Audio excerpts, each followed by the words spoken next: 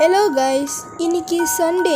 வெளியே போய் ஏதாச்சும் ஒன்று சாப்பிட்டாகணும். அப்போ தான் சண்டே ஃபுல்ஃபில்லாக ஆகும். வெளியே ஏதாவது ரெஸ்டாரண்ட் இருக்கான்னு தேடிக்கிட்டே போனோம். அங்கே பார்த்தா மக்கன் ஹப்னு ஒரு ரெஸ்டாரண்ட் இருந்துச்சு. நான் சாப்பிட இறங்கிட்டேன். பீஸா இருக்குது கைஸ், ரொம்ப நல்லா இருக்குது.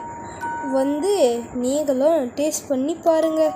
பீஸா மட்டும் இல்லை, கோரேங் வெஸ்டர்ன் ஃபுட் எல்லாம் இருக்குது.